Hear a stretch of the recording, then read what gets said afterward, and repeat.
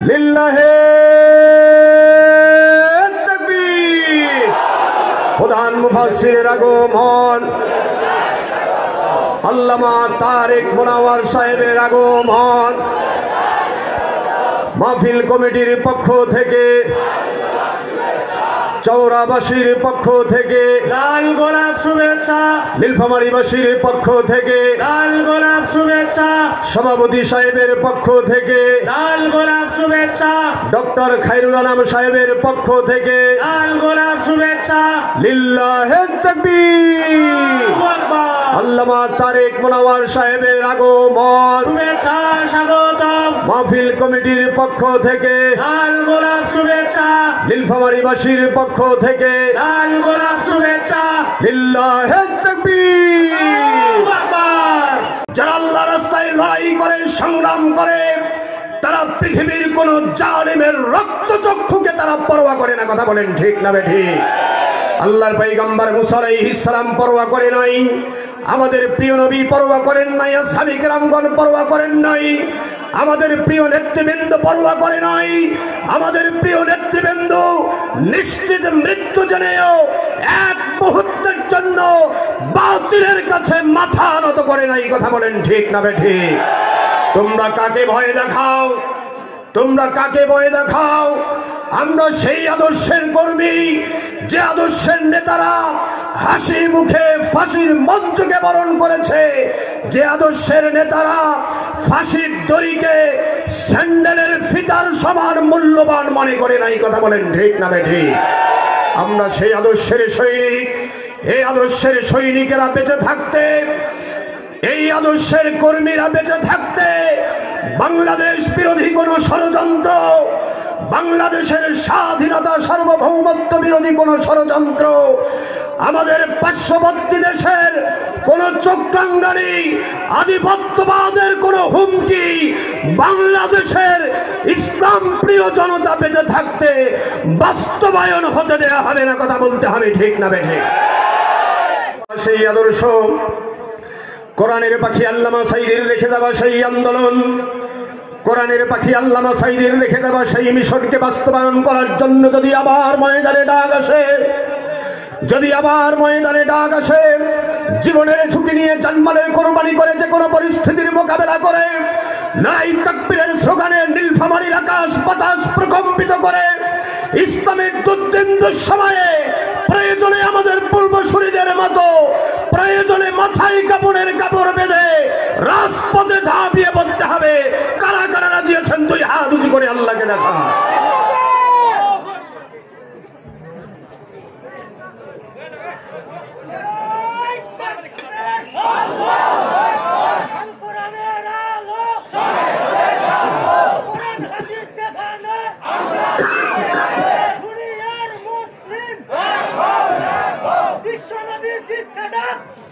আলহামদুলিল্লাহ।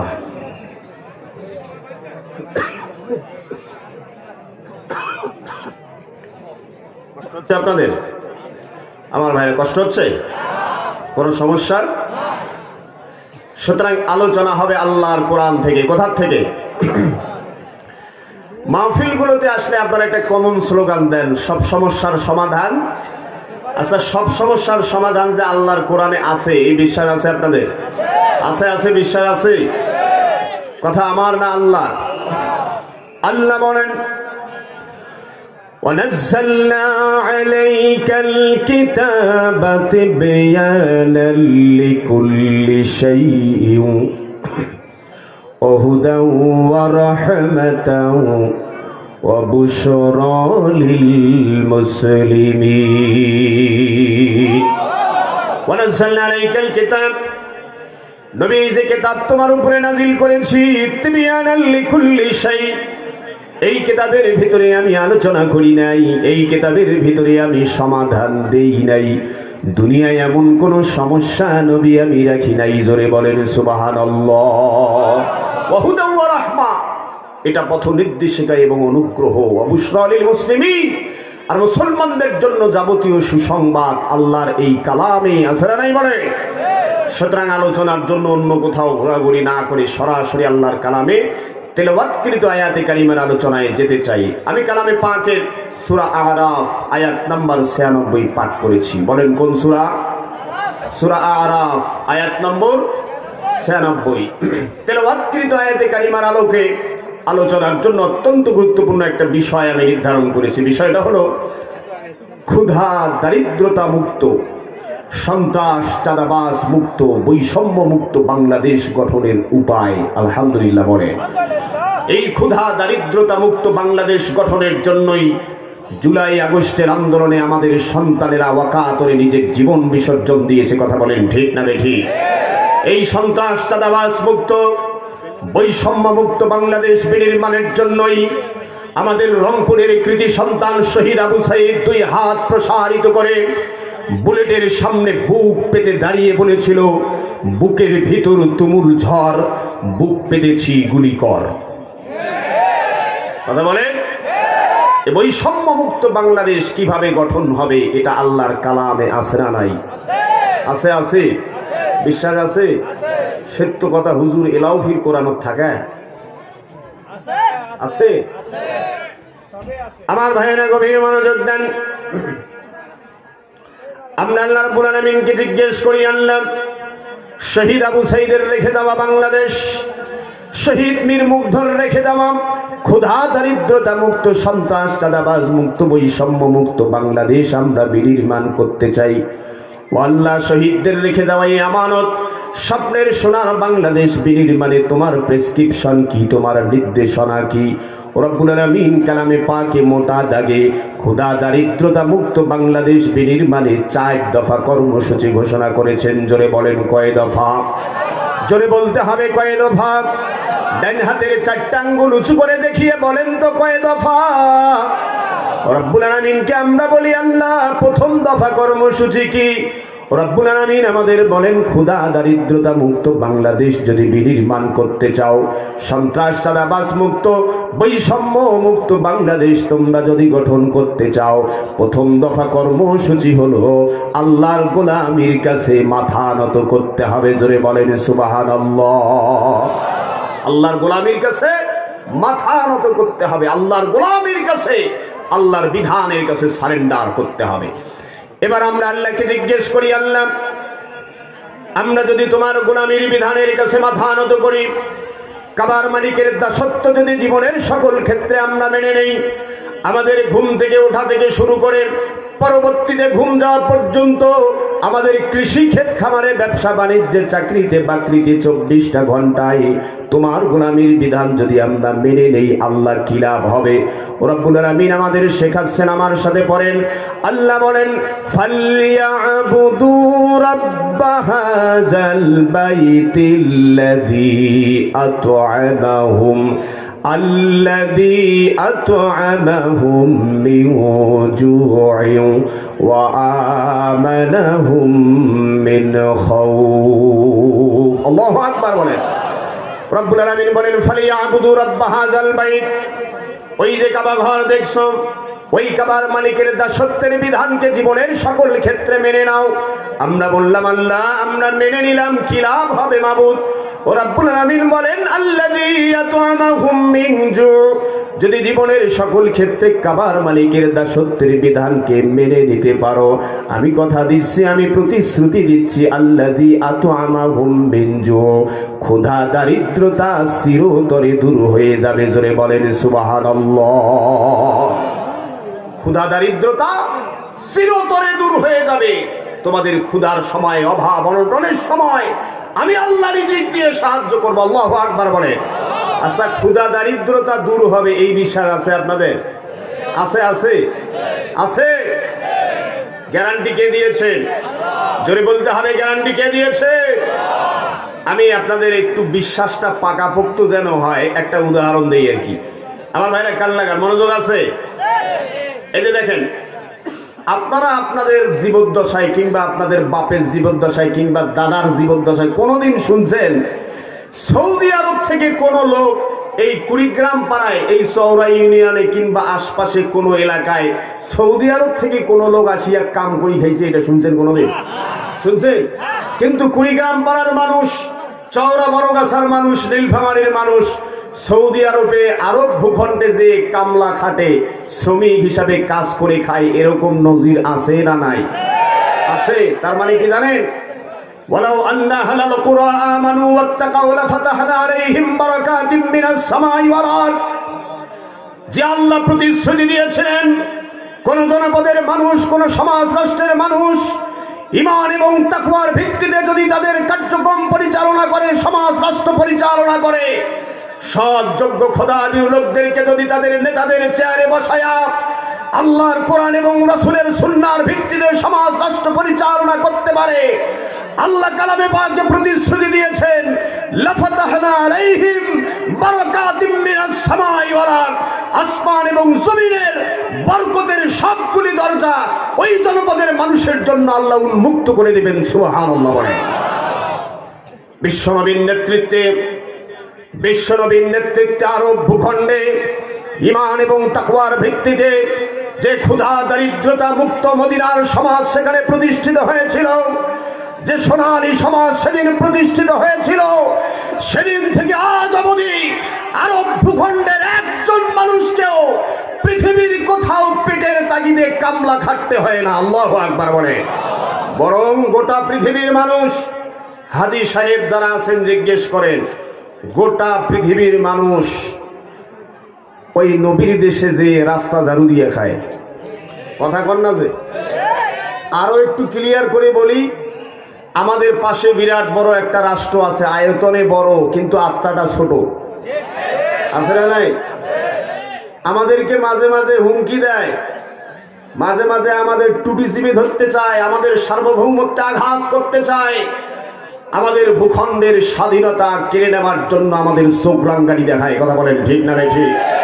ওই দাদা বাবুরা যারা আমাদের দিকে চোখ রাঙ্গানি দেখায়, দাদাগিরি দেখায়, সেই ভারতের শ্রমিক, সবচেয়ে বেশি ভারতের শ্রমিক আমার নবীর দেশে রাস্তা ঝাড়ু দিয়ে খায়, প্রসাবখানা পায়খানা পরিষ্কার করে খায়। এ জানেন এই ইতিহাস? আমরা পরিষ্কার ভাষায় বলতে চাই, নবীর দেশে যে রাস্তা ঝাড়ু দিয়ে খায়, কোনো লজ্জা শরম নাই। ওখানে ইসলাম আছে বলে ক্ষুধা দারিদ্রতা দূর হয়েছে। ওখানে হিন্দু, মুসলিম, বৌদ্ধ, খ্রিস্টান, এমনকি ইহুদিরা পর্যন্ত ওখানকার সুবিধা ভোগ করে। কথা বলেন ঠিক না ঠিক? ওখানে যে রাস্তা ঝাড়ু দিয়ে খাইতে লজ্জা লাগে না, কিন্তু বাংলাদেশে ইসলাম দেখলে ওরা চমকি উঠে। ইসলাম আতঙ্কে ভুগছে, ইসলাম ফোবিয়ায় ভুগছে। পরিষ্কার ভাষায় জানাতে চাই, আজ থেকে 20-30 বছর আগে ইসলাম ফোবিয়ার যে যাত্রা শুরু হয়েছিল, আফগানিস্তানে ইসলাম ফোবিয়ার ধারক বাহকেরা 20 বছর আফগানিদের উপরে জুলুম নির্যাতন চালিয়ে শেষ পর্যন্ত ইসলাম ফোবিয়ার কবর রচনা হয়েছে আফগানিস্তানে। কথা বলেন ঠিক না ঠিক? আর আজকে ভারতীয়রা তথাকথিত বস্তা পচা ইসলাম ফোবিয়া আমাদের উপরে চাপিয়ে দিয়ে আমাদের সার্বভৌমত্বের উপরে আঘাত হানতে চাইছে। কথা বলেন ঠিক না ঠিক? আমরা পরিষ্কার ভাষায় জানাতে চাই, দায়িত্বহীন কণ্ঠে জানাতে চাই, আমরা বখতিয়ার খিলজির রুহানি সন্তান। আমাদের পূর্বপুরুষ বখতিয়ার খিলজি মাত্র 17 জন সৈন্য নিয়ে লক্ষণ সেনের রামরাজত্বকে কবর দিয়ে, নরেন্দ্র মোদীর পূর্বপুরুষ লক্ষণ সেনের রামরাজত্বকে কবর দিয়ে গোটা উপমহাদেশে ইসলামের বিজয়ের সূচনা করেছিল। কথা বলেন ঠিক না ঠিক? আমরা বখতিয়ার খিলজির রুহানি সন্তানেরা বেঁচে থাকতে, বখতিয়ার খিলজির একজন রুহানি সন্তান বেঁচে থাকতে, যারা আমাদের চোখ রাঙ্গানি দেখায়, যারা আমাদের সার্বভৌমত্বের উপরে আঘাত হানার চেষ্টা করে, আমরা কোন দাদা বাবুদের কোন আঘাত, চোখ রাঙ্গানিকে এক মুহূর্তের জন্য এই জমিনে মেনে নেব না। কথা বলেন ঠিক না ঠিক? প্রয়োজন হলে বখতিয়ার খিলজির রুহানি সন্তানেরা আমাদের পূর্বপুরুষের মতো বখতিয়ার খিলজির নারায়ে তাকবীরের স্লোগানকে আবার বক্ষে ধারণ করে ময়দানে ঝাঁপিয়ে পড়ব। প্রিয় মাতৃভূমির 1 ইঞ্চি ভূখণ্ড কোন সাম্রাজ্যবাদের হাতে, আধিপত্যবাদের হাতে ছেড়ে দেব না, ছেড়ে দেব না। কথা বলেন ঠিক না? কথা ক্লিয়ার না ভেজাল আছে?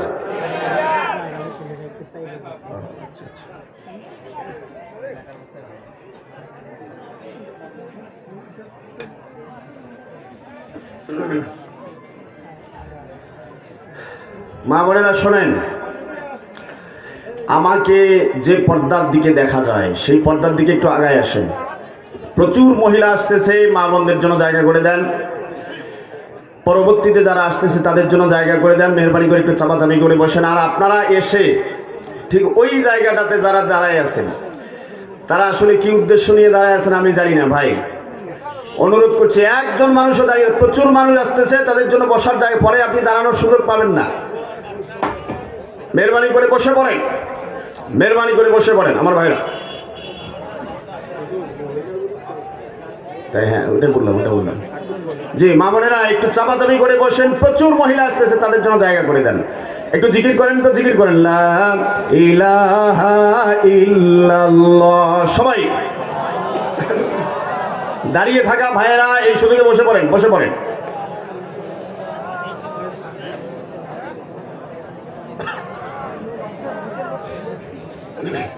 জোরে লা ইলাহা ইল্লাল্লাহ। সবাই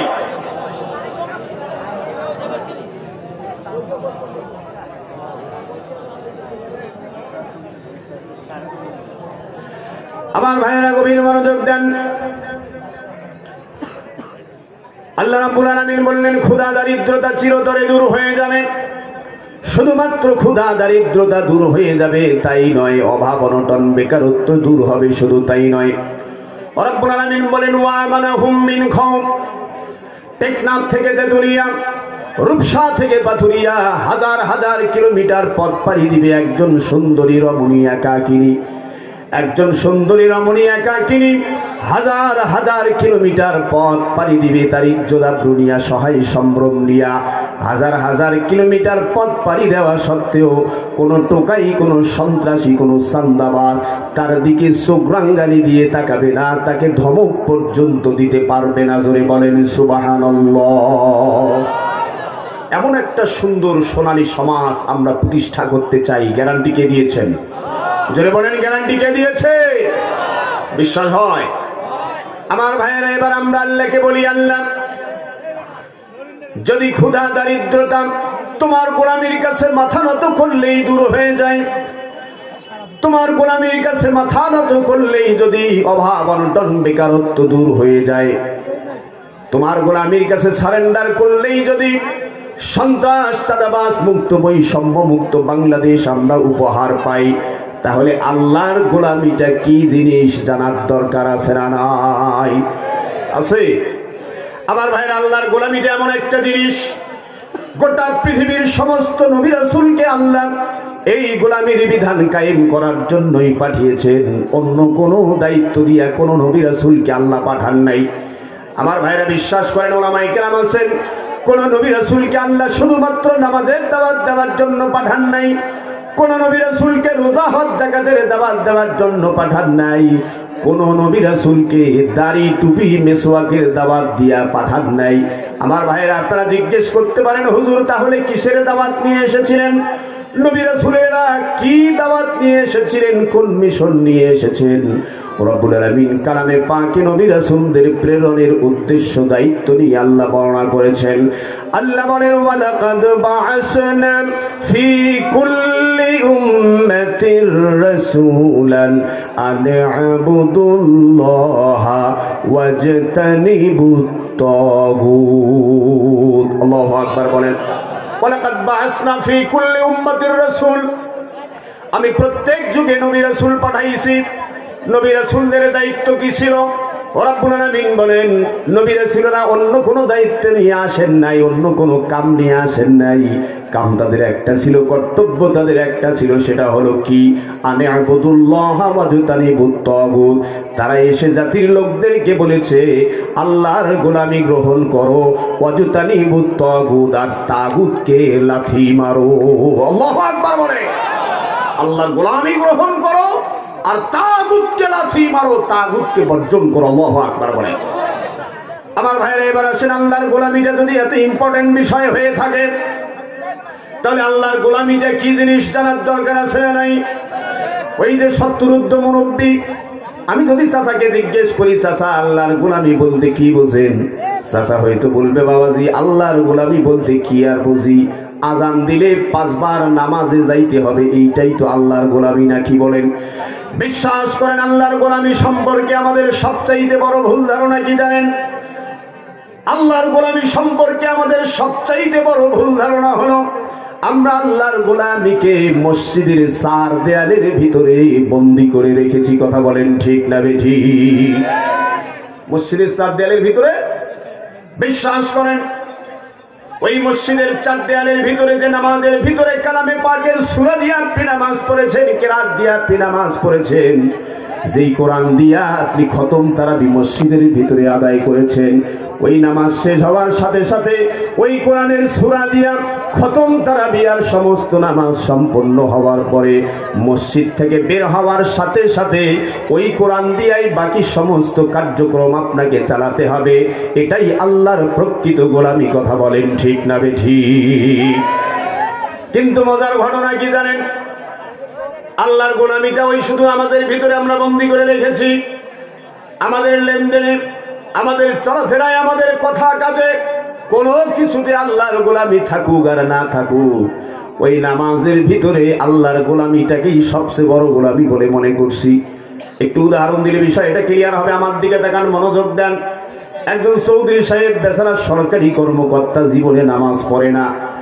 তাবলীগ জামাতের লোকদের পিড়াপিড়িতে নামাজ ধরছে, রমজান মাস আসছে, রোজাও শুরু করেছে, প্রথম রোজা থাকিয়া নামাজও ধরছে, 1 ওয়াক্ত নামাজ জামাত ছাড়া পড়ে না। মসজিদের ভিতরে হাফেজ রেখেছে 2 জন। মসজিদ কমিটির লোকজনকে ওই সরকারি কর্মকর্তা চৌধুরী সাহেব কি বলছে জানেন? চৌধুরী সাহেব বলছে যে একজন হাফেজের কয় টাকা লাগে আমি দিয়ে দেব। বিরাট বড় সওয়াবের কাজ। তারাবি নামাজ 20 রাকাতের জায়গায় কোনোদিন 19 রাকাতও পড়ে নাই।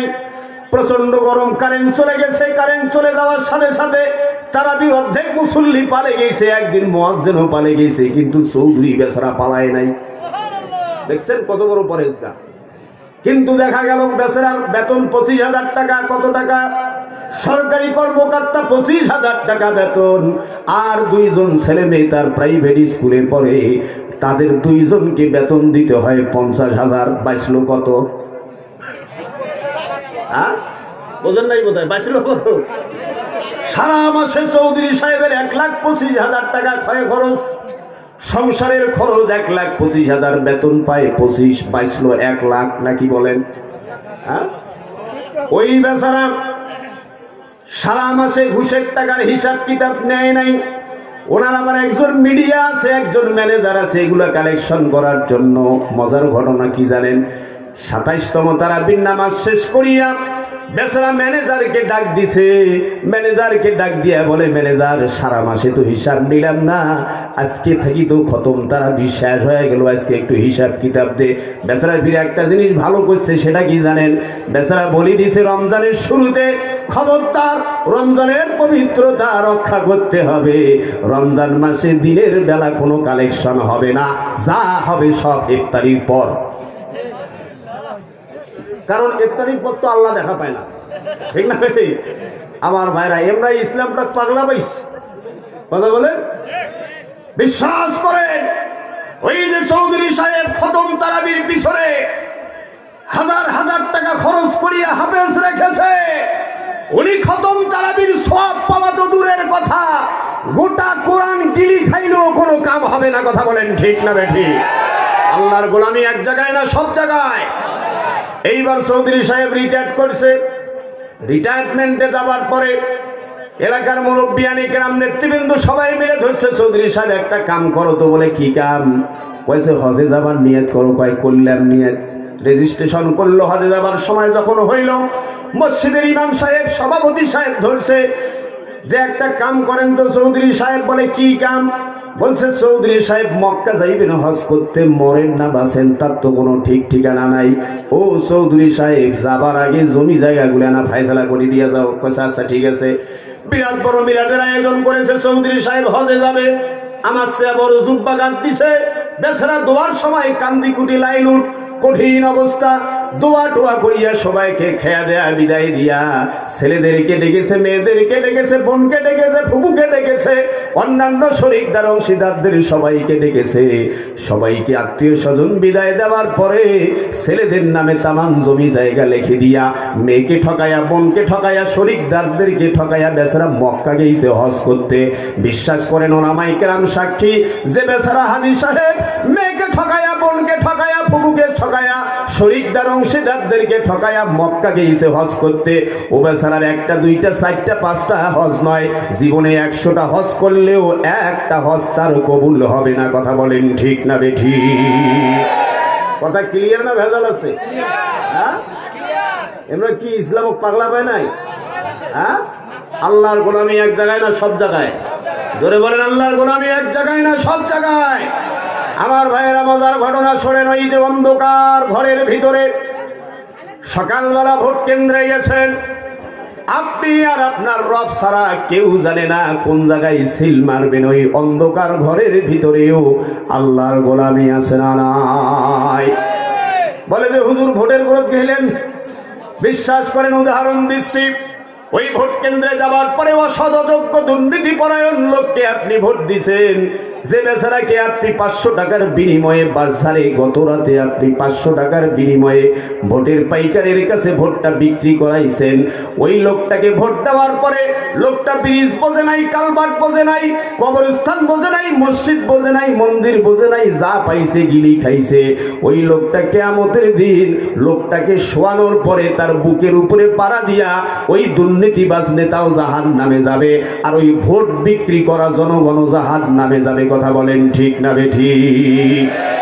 আল্লাহর গোলামি খালি মসজিদ, ভোট কেন্দ্রে আল্লাহর গোলামি আছে না নাই? বলে আছে। আমার ভাইয়েরা মজার ঘটনা শোনেন।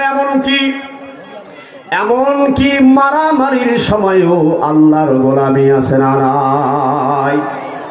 আপনারা চিন্তা করতে পারেন, হুজুর এই হাদিস তো জীবনে কোনোদিন শুনি নাই, হুজুর নয়া নয়া হাদিস বেখান তোমরা, আছে না নাই? বলছে আমার আগত ওস্তাদি আসছিল নোয়াখালী থাকি, খোরাসানি মুলবি, হামাক আসিয়া আগত শিখাইছে আলিফ বে তেছে, তোমরা বিড়ালা বলে নয়া হাদিস বেখাইছেন আলিফ বা তা সা, আছে না নাই? বলে কয় না সাসার ঘর নয়া হাদিস বেখায় নাই? নয়া হাদিস। আমার ভাইয়া বিশ্বাস করেন, মারামারির সময় আল্লাহর ইবাদত, আল্লাহর গোলামি আছে না নাই? একটু উদাহরণ দিলে ক্লিয়ার হবে। আল্লাহর পয়গম্বর মুসা আলাইহিস সালাম বাজারে গেছেন। কোথায় গেছেন? পয়গম্বর মুসা আলাইহিস সালাম বাজারে যাওয়ার পরে দেখলেন মারামারি চলছে, দুই পক্ষের সংঘর্ষ চলছে। আল্লাহর পয়গম্বর মুসা আলাইহিস সালাম মারামারি দেখার পরে, দুই পক্ষের সংঘর্ষ লেগেছে, এটা দেখার পরে আস্তাগফিরুল্লাহ বলে মুসা পালাই গেছে নাকি? না, পালাই যায় নাই। পয়গম্বর মুসা আলাইহিস সালাম আস্তাগফিরুল্লাহ বলে পালিয়ে না গিয়ে মারামারির কাছাকাছি গিয়ে পর্যবেক্ষণ করে দেখলেন, পয়গম্বর খেয়াল করে দেখলেন নিরীহ নিরপরাধ একজন মানুষকে তৎকালীন ফ্যাসিস্ট ফেরাউনের লোকেরা বেধড়ক মারপিট করতেছে। মানে 10 জনে মিলে একজন নিরীহ নিরপরাধ লোককে পিটাচ্ছে। পয়গম্বর হিসাবে, নবী হিসাবে মুসা চুপ করে থাকতে পারলেন না। আল্লাহর পয়গম্বর মুসা আলাইহিস সালাম মারামারির ভিতরে ঢুকে গেলেন। জোরে বলেন সুবহানাল্লাহ। কোথায় ঢুকছে? হ্যাঁ, এইবার আসেন মারামারি ঢুকি মুসা কি কাম করলো জানেন? মারাত্মক ঘটনা। পয়গম্বর মুসা আলাইহিস সালাম মারামারির ভিতরে ঢুকে পড়লেন। পয়গম্বর মুসা আলাইহিস সালাম মারামারির ভিতরে ঢুকে ওই মাজলুম মানুষটা, যাকে 10 জনে মিলে ফ্যাসিস্ট ফেরাউনের হেলমেট বাহিনীর নেতারা মারধর করতেছে, ওই লোকটার পক্ষে দাঁড়ালেন আর জালিমের প্রতিরোধে 2 হাত দিয়ে জালিমের কিল ঘুষি ঠেকানোর চেষ্টা করতেছেন। আমার দিকে তাকান। পয়গম্বর মুসা আলাইহিস সালাম যখন জালিমের কিল ঘুষি ঠেকানোর চেষ্টা করতেছেন, স্বাভাবিকভাবে মুসার উপরেও 2-1টা আসার সম্ভাবনা আছে না নাই? বলেন। মানে মারামারি ঢুকিবেন আর আপনার পাঞ্জাবি ছিড়বে না, তাই ভিড় হয়। পয়গম্বরের উপরে যখন আঘাত এসে গেছে, তখন আল্লাহর পয়গম্বর মুসার পক্ষ থেকেও একটা দেওয়া ওয়াজিব হয়ে গেছে। কথা বলেন ঠিক না বেঠিক? বিশ্বাস করেন, আল্লাহর কোরআন সাক্ষী। কালামে পাকের সূরা কসাস থেকে বর্ণনা করছে ভাই আমার, পয়গম্বর মুসা আলাইহিস সালাম অবশ্য বেশি কিছু দেয় নাই, মাত্র 1 পিস দিছে। জোরে বলেন কয় পিস? জোরে বলেন কয় পিস? পয়গম্বর মুসা আলাইহিস সালাম মাত্র 1 পিস দিছে। 1 ঘুষি ঘুষিতে ফ্যাসিস্ট ফেরাউনের হেলমেট বাহিনীর নেতা এক ঘুষিতে জমিনে লুটিয়ে পড়েছে। আল্লাহু আকবার বলেন।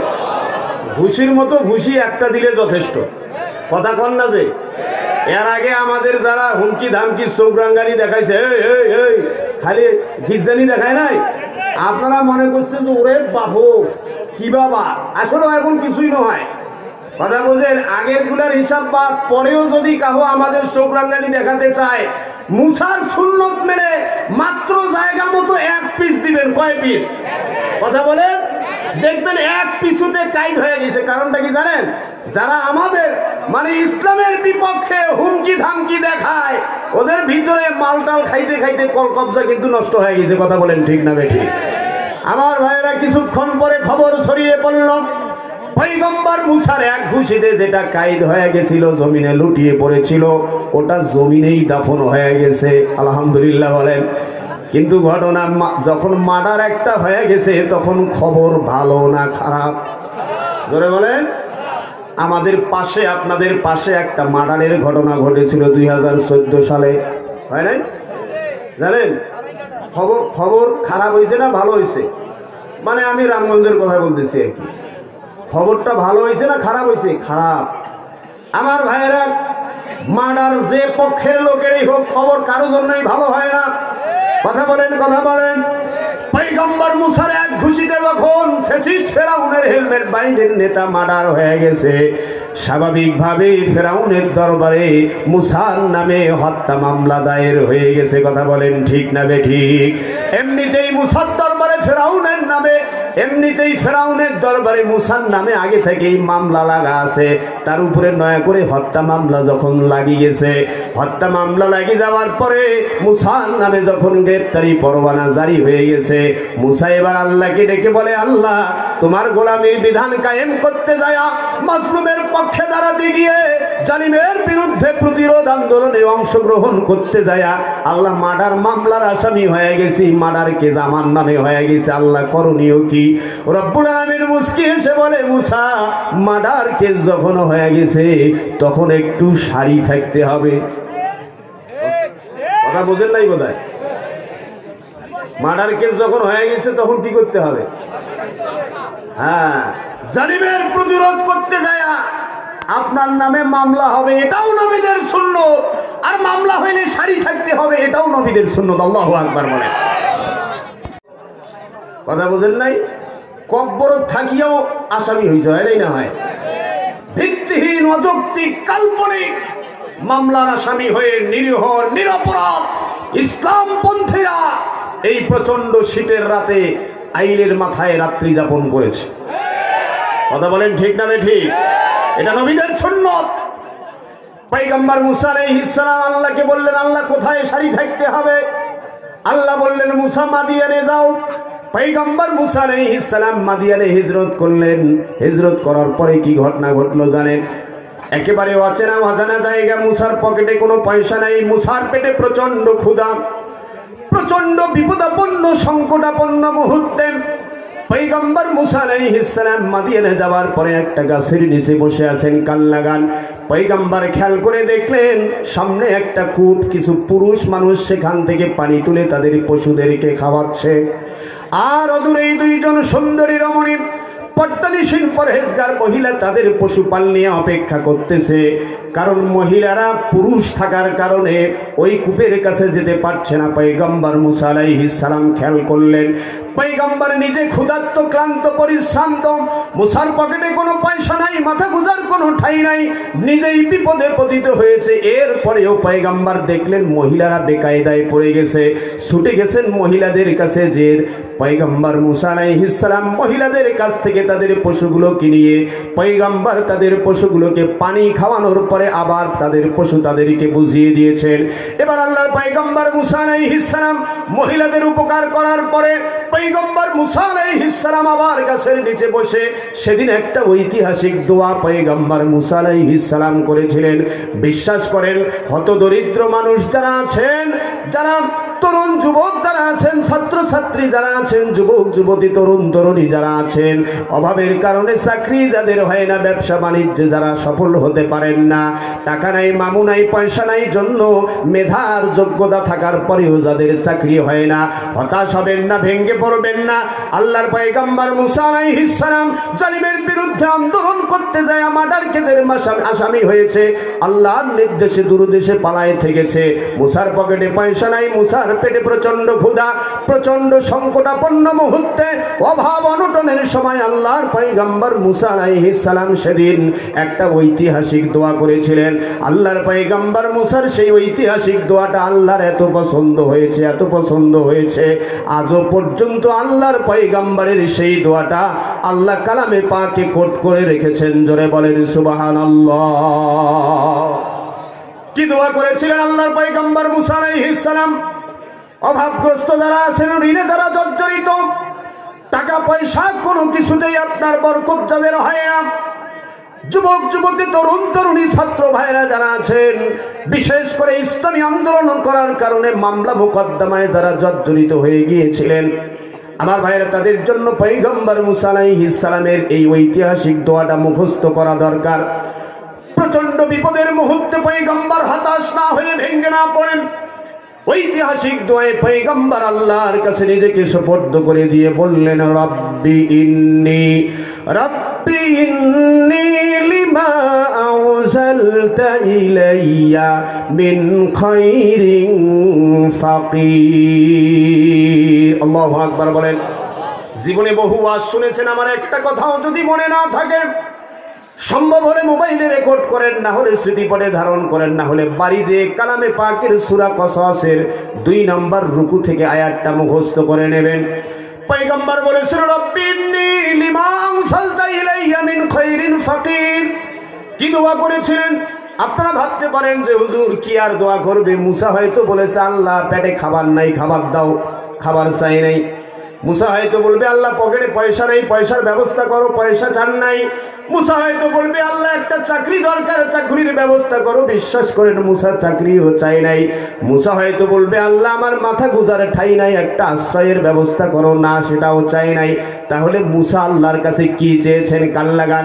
পয়গম্বর মুসা আলাইহিস সালাম বলেছেন, রব্বি ইন্নী লিমা আনসালতা ইলাইয়া মিন খায়রিন ফাকির। হে আল্লাহ, তুমি আমাকে যা দান করবে আমি তারই মুখাপেক্ষী। তার মানে আমার যা যা প্রয়োজন আমাকে তাই দান করবে, আমি তারই উপর সন্তুষ্ট থাকবো। জোরে বলেন সুবহানাল্লাহ।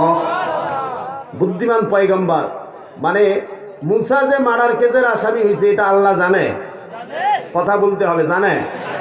মুসার পকেটে যে পয়সা নাই, মুসার যে ক্ষুধার যন্ত্রণা, মুসার যে মাথা গুজার ঠাই নাই, এটা আল্লাহ জানে না না জানে? আল্লাহ যেহেতু জানে, আল্লাহর দ্বীনের পথে আন্দোলন করতে গিয়ে, জালিমের প্রতিরোধ করতে গিয়ে, মাজলুমের পক্ষে দাঁড়াতে যে আমি মুসা মার্ডার কেসের আসামি হয়েছি, আল্লাহ তো ঠিকই জানে। সুতরাং আমি আল্লাহর উপরে ভরসা করব, সমস্ত দায়িত্ব আল্লাহর। আল্লাহু আকবার বলে। এভাবে আল্লাহর উপরে ভরসা করেছে কখনো? বিশ্বাস করেন, আমাদের ভরসাটা শুধু মুখে মুখে হয়। আল্লাহর উপরে ভরসা যদি করার মতো করতে পারেন, আল্লাহর কাছে সারেন্ডার যদি করার মতো করতে পারেন, সেদিন মুসাকে যে আল্লাহ প্রচন্ড অভাব অনটনের সময় সাহায্য করেছিলেন, সেই আল্লাহ আপনাকেও সাহায্য করতে পারেন। কথা বলেন ঠিক না বেঠিক? পয়গম্বর মুসা আলাইহিস সালামের আরেকটা ছোট্ট ঘটনা বলছে, এই ঘটনা এখান থেকে থাক। আমার ভাইয়েরা গভীর মনোযোগ দেন। আল্লাহর পয়গম্বর মুসা আলাইহিস সালাম আল্লাহর নির্দেশে নীল দরিয়ার দিকে দৌড়াইছেন তাদের সঙ্গী সাথীদের নিয়ে। পয়গম্বর মুসা তার সঙ্গী সাথীদের নিয়ে দরিয়ার তীরে যখন দাঁড়িয়েছেন, সামনে মহাবিপদ প্রচন্ড, পিছনে ফেরাউনের দুর্দান্ত প্রতাপশালী বাহিনী, সামনে মহাসমুদ্র, যেদিকে দুচোখ যায় পানি আর পানি, কোনো কুল কিনারা নাই, অকুল দরিয়া। আর পিছনে তাকিয়ে দেখে ফেরাউনের হেলমেট বাহিনী অস্ত্র উঁচিয়ে আছে। পিছনে যদি ফিরে যায়, ফেরাউনের হেলমেট বাহিনী কচুকাটা করে মারবে। আর যদি সামনে এগোতে চায়, তাহলে নিশ্চিত পানিতে ডুবে, সমুদ্রে ডুবে মৃত্যু হবে। প্রচন্ড বিপদাপন্ন মুহূর্ত, চরম সংকটাপন্ন মুহূর্ত। আল্লাহর পয়গম্বর মুসার সাথীরা সামান্য সময়ের জন্য সেদিন হতাশ হয়ে গিয়েছিলেন। কালামে পাকের সূরা শুআরার 61, 62, 63 নম্বর আয়াতে আল্লাহ এই ঘটনা উল্লেখ করেছেন। আল্লাহ বলেন, ফালাম্মা তারা আল জামআনি ক্বালা আসহাবু মূসা ইন্না লামুদরাকুন। পয়গম্বর মুসা আলাইহিস সালামের সাথীরা বললেন, মুসা, র‍্যাব পুলিশ বিজিবি চতুর্দিকে ঘেরাও করে ফেলেছে। মুসা, ও মুসা, তোমার আল্লাহ নাকি নির্দেশ দিয়ে আমাদেরকে মিছিলে পাঠাইছে? কাল্লা কান ওয়াহাব ভাই আমার দিকে তাকান। ও আমির সাহেব, আপনার নির্দেশে আজকে মিছিলে আসলাম, চতুর্দিক থেকে ঘেরাও হয়ে গেছে। আমির সাহেব, আপনি তো আমাদেরকে বড় বেকায়দায় ফেলে দিলেন। আমির সাহেব, অনেক সময় আমরাও হতাশ হয়ে যাই, এরকম কথা বলি না বলি বলেন? আমির কুমির রোকন ঠোকন সবাকে গাইলে দিশা পাই না, কথা বলেন? জেলখানায় যারা ছিলেন, অনেক ভাই জেলখানার ভিতরে হাউতাস করে আল্লাহ গাইলে ছিলেন না? তো জেলখানা ছিলেন, ঠেলা তো জানেন না, যাই ছিল তাই খবর জানে, ঠিক না ঠিক বলে? আমার ভাইয়েরা প্রচন্ড হতাশ হয়ে মুসার সাথীরা সেদিন বলেছিল, ক্বালা আসহাবু মূসা ইন্না লামুদরাকুন। ও মুসা, চতুর্দিক থেকে ঘেরাও হয়ে গেছি, আক্রান্ত হয়ে গেছি। ও মুসা, বড় বেকায়দায় পড়ে গেছি। মুসা, মুসিবতে পড়ে গেছি। ও মুসা, তোমার আল্লাহ নাকি আমাদেরকে নির্দেশ দিয়ে এখানে পাঠাইলো, তাহলে তোমার আল্লাহ গেল কোথায়? ও মুসা, তোমার আল্লাহ কোথায়? তোমার আল্লাহ ঘুমাইলো নাকি পালাইলো নাকি? পয়গম্বর মুসা আলাইহিস সালাম সেদিন হতাশাগ্রস্ত সাথীদের প্রশ্নের একটা ঐতিহাসিক জবাব দিয়েছিলেন। আমার ভাইরা গভীর মনোযোগ দেন, এই একটা জবাব পয়গম্বর মুসার একটা জবাব যদি আজকে বাড়ি নিয়ে যেতে পারেন, বিশ্বাস করেন গোটা জিন্দেগির মোড় চেঞ্জ হওয়ার জন্য মুসার এই এক বক্তব্যই যথেষ্ট হবে। আল্লাহু আকবার বলে। আল্লাহর পয়গম্বর মুসা আলাইহিস সালাম সেদিন কি জবাব দিয়েছিলেন? মুসার হতাশাগ্রস্ত সাথীদের প্রশ্নের জবাব দিতে গিয়ে আল্লাহর পয়গম্বর মুসা আলাইহিস সালাম বললেন, ক্বালা কাল্লা। কাল্লা গান খুব জ্ঞান জামাইছে রে ভাই, দেখছেন কাণ্ড? এইভাবে কি ওয়াজ করা যায় না? এরা কে? এরা কারা? কোথা থেকে এলো? হ্যাঁ ভাই, একটু সাইডে দাঁড়ান ভাই। ভাই আচ্ছা, সবাই একটু হাত তোলেন তো, সবাই হাত তোলেন, হাত তোলেন, হাত তোলেন, হাত তোলেন। লিল্লাহে তাকবীর। আমার ভাইরা গভীর মনোযোগ দেন। আল্লাহর পয়গম্বর মুসা আলাইহিস সালাম বললেন, ক্বালা কাল্লা, ক্বালা কাল্লা ইন্না মাইয়া রাব্বী সায়াহদীন। পয়গম্বর বললেন, ক্বালা কাল্লা, কখনো নয়, তোমরা যা ভাবছো তা নয় বন্ধু, তোমরা যা ভাবছো তা নয়। আমার আল্লাহ আমাদেরকে বেকায়দায় রেখে পালিয়ে যায় নাই, ঘুমিয়ে যায় নাই। আমাদের আল্লাহ আমাদেরকে মুসিবতে রেখে পালায় না, ঘুমায় না। আমাদের আল্লাহ আমাদেরকে মুসিবতে ফেলে আরশে আজিমে বসে তামাশা দেখে না, কথা বলেন ঠিক না ঠিক? ও মুসা, তাহলে তোমার আল্লাহ গেল কোথায়? তোমার আল্লাহর সাহায্য কোথায়? পয়গম্বর মুসা আলাইহিস সালাম বললেন, ইন্না মাইয়া রাব্বী সায়াহদিন। আল্লাহর পয়গম্বর মুসা আলাইহিস সালাম সেদিন আল্লাহর উপরে তাওয়াক্কুল করে, আল্লাহর উপরে পরিপূর্ণ আস্থা বিশ্বাস রেখে পয়গম্বর মুসা আলাইহিস সালাম বললেন, ইন্না মাইয়া রাব্বী সায়াহদিন। আমাদের আল্লাহ বিপদে রেখে পালায় যায় নাই, ঘুমায় যায় নাই। ইন্না মাইয়া রাব্বী সায়াহদিন। আমাদের আল্লাহ আমাদেরকে মুসিবতে ফেলে আমাদের আল্লাহ তামাশা দেখে না। ইন্না মাইয়া রাব্বী সায়াহদিন। পয়গম্বর মুসা বললেন, আমাদের আল্লাহ আমাদের সাথেই আছে। আল্লাহু আকবার বলেন। আল্লাহ কোথায়? ইন্না মাইয়া রাব্বী, আল্লাহ আমাদের সাথেই আছেন। সায়াহদিন, তিনি শীঘ্রই পথ দেখাবেন। আল্লাহু আকবার বলেন। লিল্লাহে তাকবীর। সবাই সবাই লিল্লাহে তাকবীর। প্রধান অতিথির আগমন, ডক্টর খায়রুল আনাম সাহেবের আগমন, মাহফিল কমিটির পক্ষ থেকে চৌরাবাসীর পক্ষ থেকে, কুড়িরামপাড়ার পক্ষ থেকে লিল্লাহে তাকবীর। আমার ভাইরা বসেন, জায়গা দেন, স্যারদের সামনে, স্যারদের সামনে, স্যারদের। আজকের মাহফিলের সম্মানিত প্রধান অতিথি, 2 দিন ব্যাপী ঐতিহাসিক তাফসিরুল কোরআন মাহফিলের সম্মানিত প্রধান অতিথি, নীলফামারীর গণমানুষের প্রিয় নেতা, বিশিষ্ট শিক্ষাবিদ, গবেষক এবং সমাজসেবক, বাংলাদেশ জামাত ইসলামীর কেন্দ্রীয় মজলিসের শুরার অন্যতম সদস্য, নীলফামারী জেলার সংগ্রামী নায়েবে আমির, আগামী জাতীয় সংসদ নির্বাচনে জামাত ইসলামী মনোনীত সংসদ সদস্য প্রার্থী, আপনাদের প্রিয় মানুষ, আপনাদের প্রিয় নেতা, জননেতা অধ্যাপক ডক্টর খায়রুল আনাম আমাদের মাঝে এসে উপস্থিত হয়েছে। আলহামদুলিল্লাহ বলেন, আরো জোরে বলেন আলহামদুলিল্লাহ। আমরা মাহফিল কমিটির পক্ষ থেকে তাকে স্বাগত জানাচ্ছি। আমার ভাইয়েরা গভীর মনোযোগ দেন। এই জায়গাটাতে এই জটলাটা আর হইল না, ঠিক হইল না। একেবারে শুরু থেকে এত কেইমেই চেঁচা চিল্লা, বাবা বাবা। আমার ভাইয়েরা গভীর মনোযোগ দেন। আল্লাহর পয়গম্বর মুসা আলাইহিস সালাম প্রচন্ড বিপদাপন্ন মুহূর্তে, সংকটাপন্ন মুহূর্তে, চতুর্দিক থেকে ঘেরাও হয়ে যাবার পরেও সাথীরা যখন সবাই হতাশ হয়ে গিয়েছে, আল্লাহর পয়গম্বর মুসা আলাইহিস সালাম হতাশ হন নাই। পয়গম্বর মুসা আলাইহিস সালাম অত্যন্ত প্রজ্ঞার পরিচয় দিয়ে সেদিন প্রচন্ড সংকটের সময় আল্লাহর উপরে তাওয়াক্কুল করে বলেছিলেন, ক্বালা কাল্লা ইন্না মাইয়া রাব্বী সায়াহদিন। হে আল্লাহ, আমার সাথীরা, ক্বালা কাল্লা ইন্না মাইয়া রাব্বী সায়াহদিন। মুসা সেদিন বলেছিল, কখনো নয়, তোমরা যা ভাবছো তা নয়।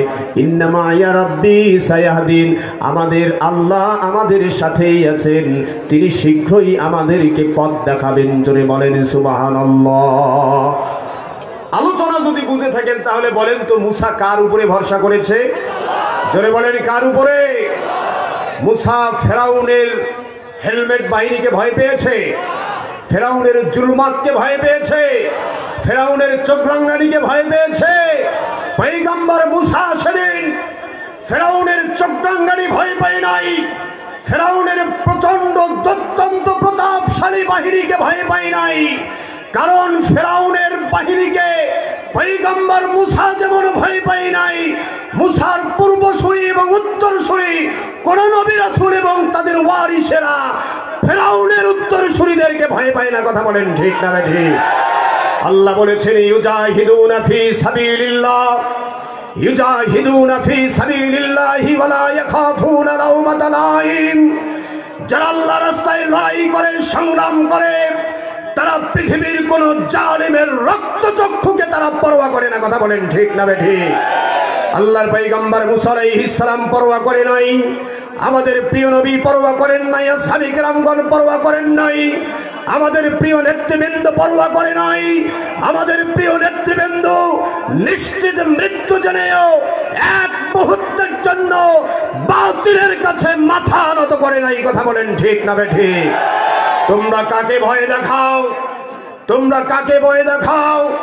আমরা সেই আদর্শের কর্মী, যে আদর্শের নেতারা হাসি মুখে ফাঁসির মঞ্চকে বরণ করেছে, যে আদর্শের নেতারা ফাঁসির দড়িকে স্যান্ডেলের ফিতার সমান মূল্যবান মনে করে নাই। কথা বলেন ঠিক না ঠিক? আমরা সেই আদর্শের সৈনিক। এই আদর্শের সৈনিকেরা বেঁচে থাকতে, এই আদর্শের কর্মীরা বেঁচে থাকতে বাংলাদেশ বিরোধী কোন ষড়যন্ত্র, বাংলাদেশের স্বাধীনতা সার্বভৌমত্ব বিরোধী কোন ষড়যন্ত্র, আমাদের পার্শ্ববর্তী দেশের কোন চক্রাঙ্গানি, আধিপত্যবাদের কোন হুমকি বাংলাদেশের ইসলাম প্রিয় জনতা বেঁচে থাকতে বাস্তবায়ন হতে দেয়া হবে না। কথা বলতে হবে ঠিক না বেঠিক?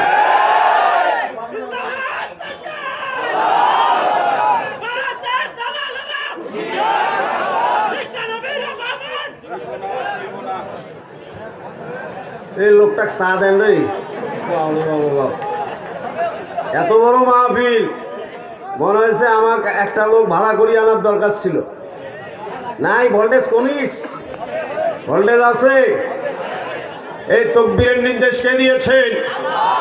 তাকবীর কি শুধু জামাত ইসলামীর স্লোগান? তাকবীর কোন বিশেষ রাজনৈতিক দলের স্লোগান?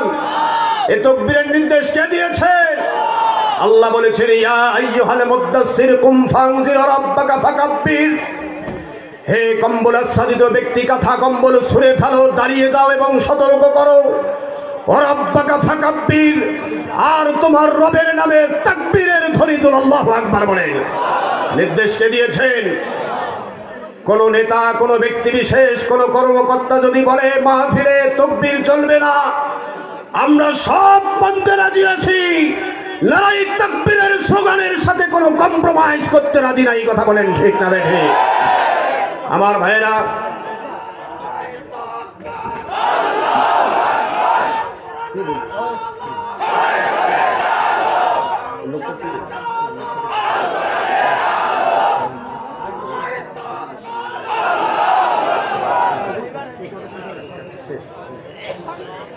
আমার ভাইরা, জি জি, আমার ভাইরা শোনেন, কষ্ট হচ্ছে আপনাদের।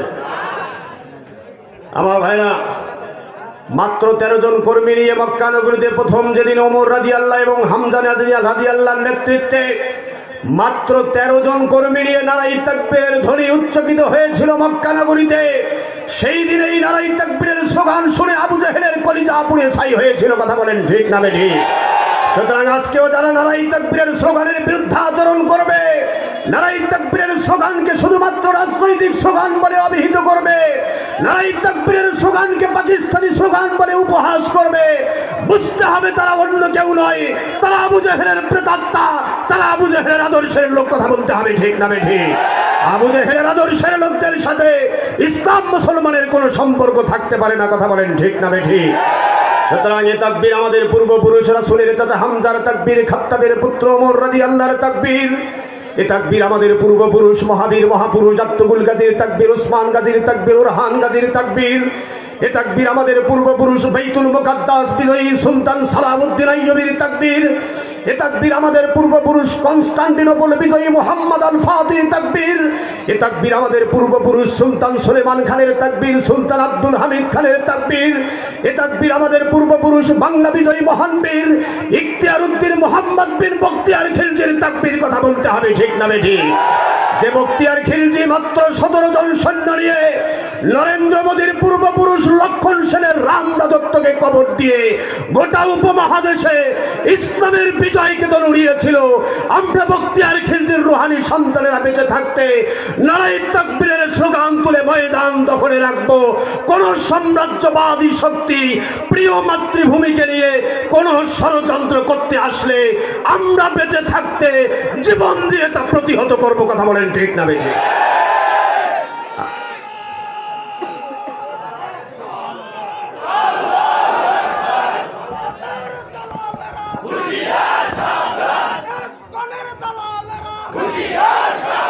আমার ভাইরা, আল্লাহর পয়গম্বর মুসা আলাইহিস সালাম সেদিন কার উপরে তাওয়াক্কুল করেছেন? জোরে বলেন, কার উপরে? পয়গম্বর মুসা আলাইহিস সালাম যখন আল্লাহর উপরে তাওয়াক্কুল করেছেন, তখন মুসাকে সাহায্য করা আল্লাহর জন্য ওয়াজিব হয়ে গেছে। 2 মিনিটে ঘটনাটা শেষ করতে চাই। পয়গম্বর মুসা আলাইহিস সালামকে এবার আল্লাহ জানাচ্ছেন, فأوحينا إلى موسى أن اضرب بعصاك البحر فانفلق فكان كل فرق كالطود العظيم। الله أكبر বলেন। আল্লাহ বললেন, ফাওহাইনা ইলা মুসা, মুসা যখন আমার উপরে ভরসা করেছে, তাওয়াক্কুল করেছে, আমি মুসার উপরে ওহী নাজিল করলাম। আমরা আল্লাহকে বললাম, আল্লাহ মুসার উপরে কি ওহী নাজিল করেছেন? আল্লাহ বললেন, আনিদরিব বিআসাকাল বাহার। আমি মুসাকে বললাম, মুসা তোমার লাঠি এবার হাতে নাও, তোমার হাতের লাঠি এবার বের করো। মুসা যখন বিপদে পড়বেন, মুসিবতে পড়বেন, সাধারণভাবে কোনো সমস্যার সমাধান না হলে মাঝে মাঝে মুসার লাঠি হাতে নেওয়ার দরকার আছে না নাই? পয়গম্বর মুসাকে আল্লাহ বললেন, ও মুসা লাঠি এবার হাতে নাও। মুসা বলে, আল্লাহ কাক কোপাইবার লাগবে। আল্লাহ বলে, মুসা কাকও কোপাইতে হবে না, আনিদরিব বিআসাকাল মাহার। ও মুসা লাঠি দিয়ে সমুদ্র পৃষ্ঠে আঘাত করো। মুসা, সমুদ্র পৃষ্ঠে আঘাত করার দায়িত্ব তোমার, আর সমুদ্র পৃষ্ঠে 12টা রাস্তা তৈরি করে দেওয়ার দায়িত্ব আমি আল্লাহ। আল্লাহু আকবার বলে। সেদিন আল্লাহ মুসাকে রাস্তা বের করে দিয়েছেন। সেদিন আল্লাহর পয়গম্বর মুসা আলাইহিস সালামকে সমুদ্র পৃষ্ঠে যে আল্লাহ রাস্তা বের করেছেন, সে আল্লাহ এখনো আছে না নাই বলেন।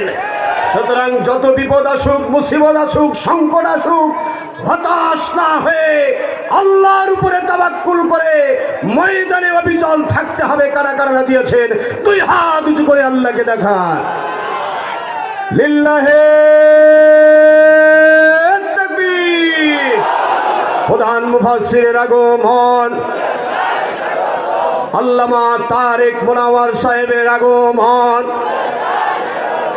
মাহফিল কমিটির পক্ষ থেকে,